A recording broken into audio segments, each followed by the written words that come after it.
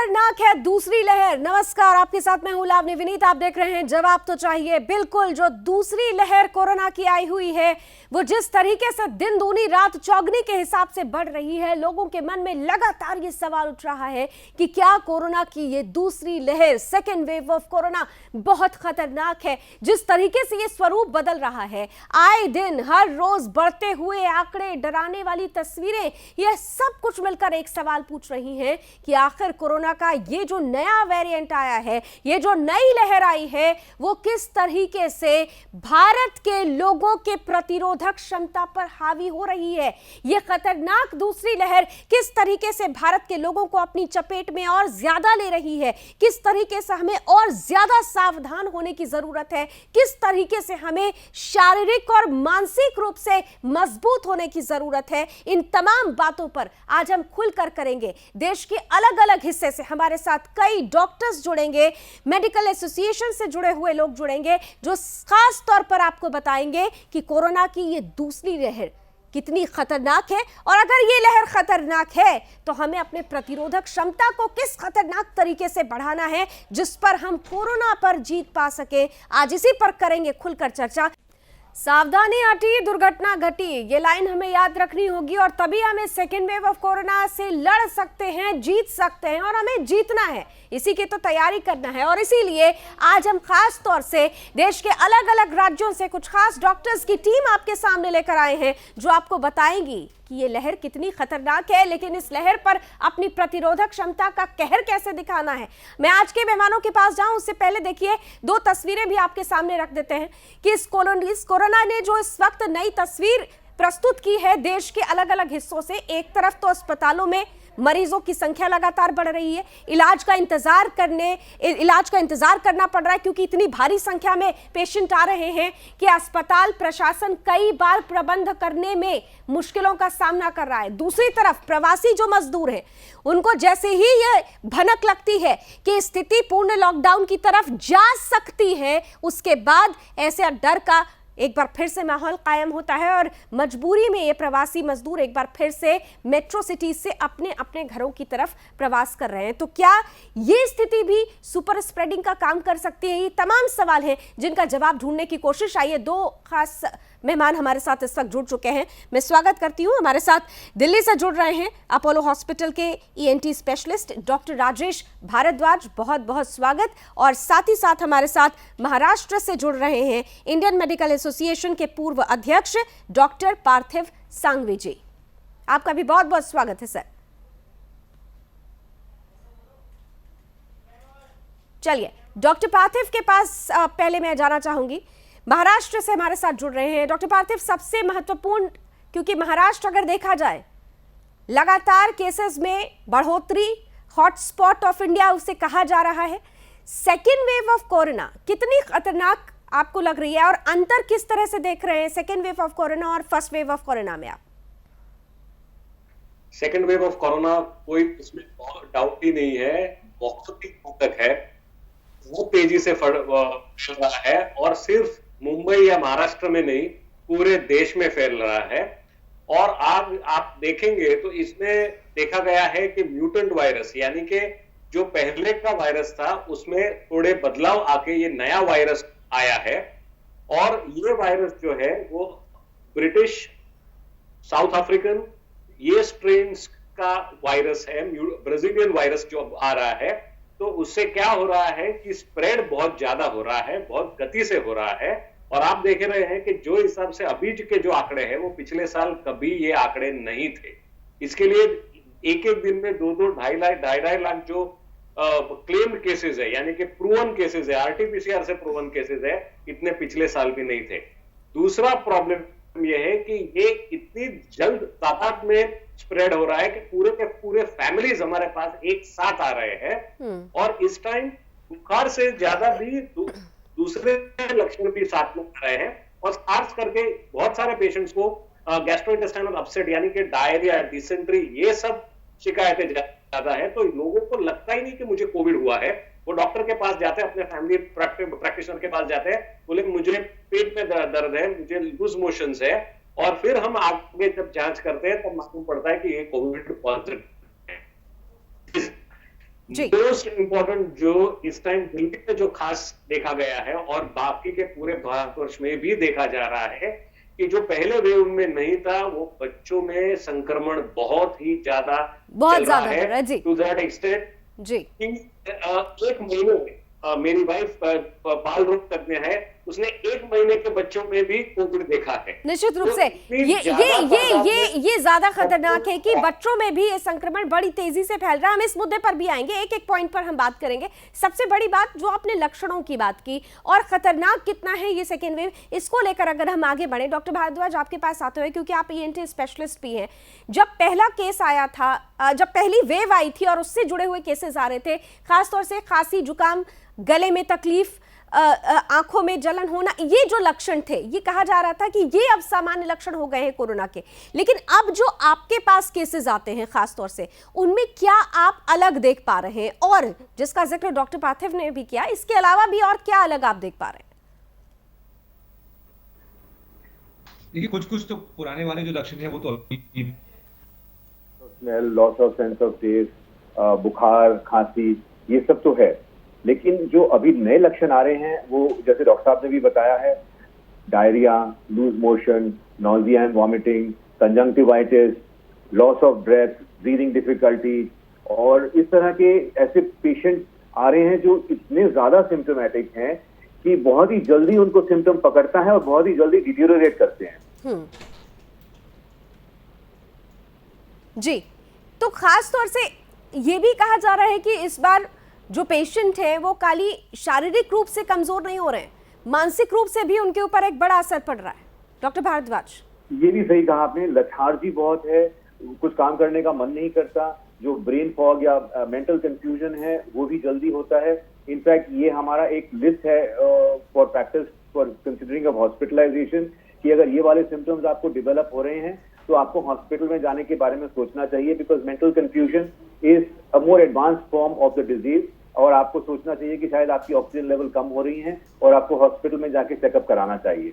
चलिए, यानी कि थोड़े से भी अगर आपके अंदर लक्षण आते हैं तो इसको आपको हल्के में लेने की जरूरत नहीं है, आपको इमीडिएट डॉक्टर से कंसल्ट करने की जरूरत है। हाँ, पैनिक होने की भी जरूरत नहीं है, क्योंकि खुद डॉक्टर्स ये कह रहे हैं कि अगर आप ज्यादा पैनिक होंगे तो निश्चित रूप से कोरोना आपके ऊपर ज्यादा हावी हो सकता है। इसलिए डरिए नहीं, सावधानी के साथ इससे लड़ना है, जूझना है और जीतना भी है। चर्चा जारी रखेंगे, एक छोटा सा ब्रेक मुझे लेना पड़ेगा यहाँ पर, लेकिन आप कहीं मत जाइएगा, क्योंकि खास तौर से देश भर के डॉक्टर्स आज हमारे साथ होंगे जो आपके मन में चल रहे कोरोना से जुड़े हुए हर एक सवाल का जवाब आपको देने के लिए ही हमारे इस मंच पर मौजूद है।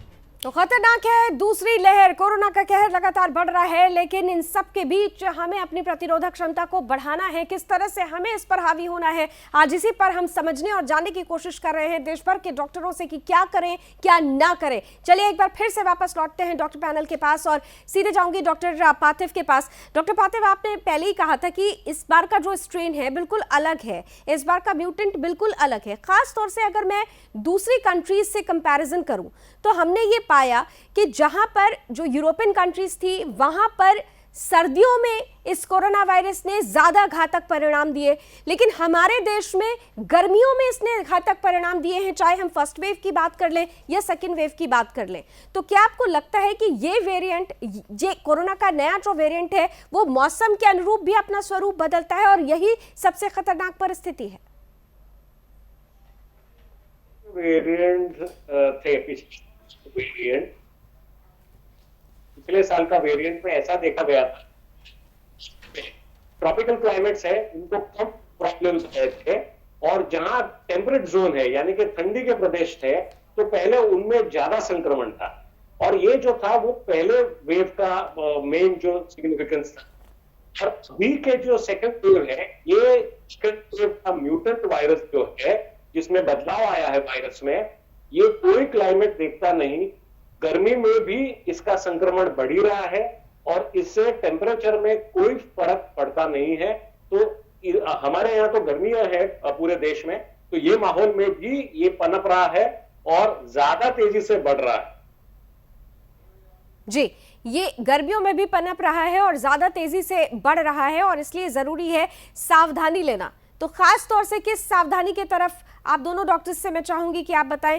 पहले मैं राजेश जी आपके पास आना चाहती हूँ। महत्वपूर्ण सावधानी जो हमें लेनी है, जो बरतनी है, जो कोरोना पर हावी होगी, वो क्या होनी चाहिए? सबसे जरूरी तो जो पुराने वाली इंफॉर्मेशन है, वो पुरानी इंफॉर्मेशन अभी तक भी वैलिड है। सबसे पहले हमको अगर जरूरी है तभी घर से बाहर जाना है। नंबर 2, हमें हमेशा पब्लिक प्लेस में फेस मास्क पहनना है। फेस मास्क 2-3 तरह के होते हैं, लेकिन आप कोई भी एक अच्छा सा फेस मास्क पहने जिससे नाक और मुंह ढका रहे, चाहे वो क्लॉथ का हो या 3 प्लायर का हो, आपके लिए वो दोनों काफी हैं। मास्क पहनने के बाद भी जहां तक हो सके लोगों से कम 6 फुट दूर रहना है।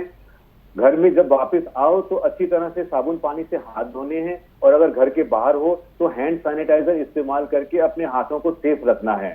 इससे ज्यादा जरूरी और ये है कि ओनली व्हेन नेसेसरी आप घर से बाहर जाएं। मिनिमम से मिनिमम फिजिकल कांटेक्ट बाकी ह्यूमन बीइंग से मेंटेन करें, तभी ये स्प्रेड इस बीमारी का कम हो सकता है, फैलना रुक सकता है।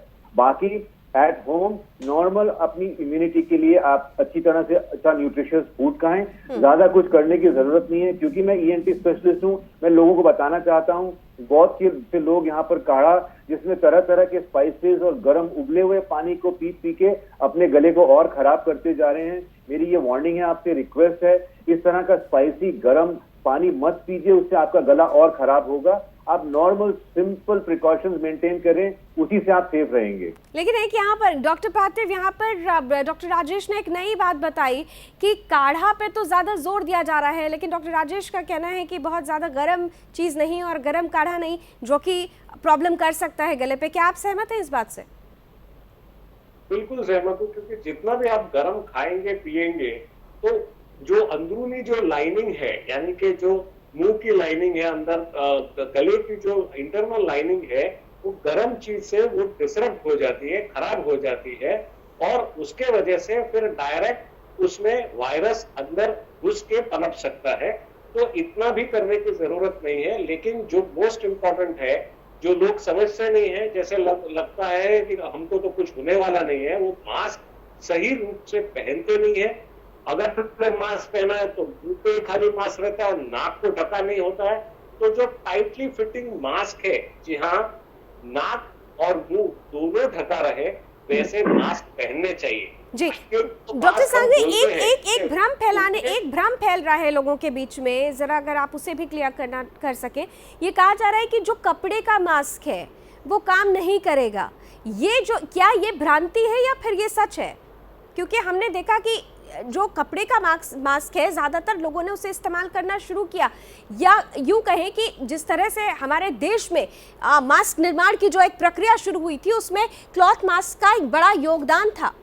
तो क्या मास्क कपड़े का होगा, उससे मुश्किलें होंगी, या सिर्फ ये एक भ्रम फैलाने की कोशिश है?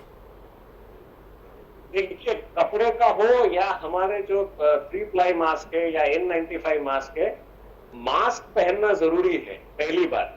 दूसरी बात, हाँ, कपड़े का मास्क इतना इफेक्टिव नहीं होगा जितने 3 प्लाई मास्क है या N95 मास्क है, लेकिन मास्क तो है। आज 2 लोगों ने अगर कपड़े का मास्क पहना है, आपस में बात कर रहे हैं, तो इतना तो हम यकीन रख सकते हैं कि एक दूसरे के ड्रॉपलेट्स एक दूसरे पे नहीं जाएंगे। और अगर थोड़ा पे डिस्टेंस ऐड कर दे तो हम दोनों सुरक्षित रहेंगे। लेकिन लोग ये समझते ही नहीं है, लोग बरोबर से मास्क पहनते नहीं है। नाक और मुंह दोनों ढका होना चाहिए, ये बहुत जरूरी है। लोग ये समझते नहीं है या समझना चाहते नहीं। बिल्कुल, लोगों को भी समझने की ज़रूरत है, और इसीलिए कहा जा रहा है कि सेल्फ रियलाइजेशन ज़रूरी है। आप जितना सेल्फ लॉकडाउन की तरफ बढ़ेंगे, उतना ज़्यादा इस कोरोना पर हम हावी हो पाएंगे, हमारी प्रतिरोधक क्षमता हावी हो पाएगी। हमारे साथ डॉक्टर पंकज द्विवेदी भी जुड़ चुके हैं, जो हमारे साथ छत्तीसगढ़ रायपुर से जुड़ रहे हैं, होराइजन हॉस्पिटल के ऑर्थोपेडिक सर्जन हैं। डॉक्टर पंकज, आपका भी बहुत बहुत स्वागत है, क्योंकि आप ऑर्थोपेडिक सर्जन हैं, और ख़ास तौर से जब हम सिम्टम्स की बात कर रहे हैं, सेकेंड वेव ऑफ कोरोना की बात कर रहे हैं, तो इसमें कई बार हड्डियों में दर्द की शिकायत भी बताई जा रही है, लोगों में मांसपेशियों में दर्द की शिकायत बताई जा रही है। आपके पास जब लोग पहुंचते हैं, आपके पास पेशेंट्स पहुंच रहे हैं, तो क्या ये सिम्टम भी इंक्लूडेड है कोरोना के नए सिम्टम्स में? देखिए, फीवर के साथ बॉडी एक जनरलाइज्ड बॉडी रिस्पॉन्स है, जो सभी फीवर्स में होता है, स्पेशली वायरल फीवर्स में। अगर आपको याद हो तो जब चिकनगुनिया का वेव आया था तो बहुत ज़्यादा जॉइंट पेन्स लोग बताते थे। डेंगू को तो ब्रेक बोन फीवर कहते ही हैं। वैसे ही इसमें भी कई लोग बहुत ज़्यादा बॉडी एक और स्पेशली बैक एक की कंप्लेन लेके आते हैं। तो दिस इज क्वाइट राइट, बिल्कुल सही कहा। लेकिन इसको कंपेयर कैसे करेंगे, क्योंकि आज का जो दौर है, खासतौर से अगर हम मौसम की बात करें तो अमूमन थोड़ा लेथार्जिक होता है आदमी, बॉडी पेन होता है, मांसपेशियों में दर्द होता है, ये मौसम के अनुरूप भी एक बदलाव कहा जाता है। तो हम कंपेयर कैसे कर सकते हैं कि हाँ कोई पेशेंट कोरोना पॉजिटिव है या फिर उसे एक जनरल फ्लू की भी शिकायत हो सकती है, ये कंपैरिजन कैसे कर सकते हैं? देखिए, मैंने पिछली बार भी यही कहा था, आप 4 चीज़ों पर ध्यान रखेंगे। पहली चीज़ है घर में एक पल्स ऑक्सीमीटर रखेंगे। दूसरी चीज़ है अपना टेम्परेचर लेंगे। अगर दवाई लेने के बाद बार-बार भी अगर हाई ग्रेड फीवर आ रहा है और टेम्परेचर नहीं उतर रहा है। तीसरी चीज़ है आरटी-पीसीआर और एंटीजन दोनों टेस्ट कराएंगे, क्योंकि इस बार आरटी-पीसीआर गोल्ड स्टैंडर्ड नहीं है। This virus is evading RT-PCR और कई बार एंटीजन में पॉजिटिव आ रहा है, कई बार दोनों में नेगेटिव आ रहा है, लेकिन एचआरसीटी फाइन। तो ये चारों पांचों चीज़ों का मिश्रण और एक क्लिनिकल इवैल्यूएशन। अब घर बैठे इस बार वैसा नहीं है कि आप होम आइसोलेट हो जाइए और ठीक हो जाएगा। इस बार दिस इज वेरी एग्रेसिव और हमको लो थ्रेशोल्ड फॉर एक्शन है, जल्दी एक्शन लीजिए। जी, तो हमें एक्शन ज़्यादा दिखाना होगा, रिएक्ट ज़्यादा करना होगा थोड़े से सिम्टम्स पर ही। बिल्कुल, और जब हम कंपैटिबिलिटी एक्शन और रिएक्शन के बीच में बैठा पाएंगे तो डेफिनेटली कोरोना पर हम हावी होंगे, हमारी प्रतिरोधक क्षमता हावी होगी। एक छोटा सा ब्रेक लेते हैं, लेकिन ब्रेक के बाद भी ये महत्वपूर्ण चर्चा जारी है।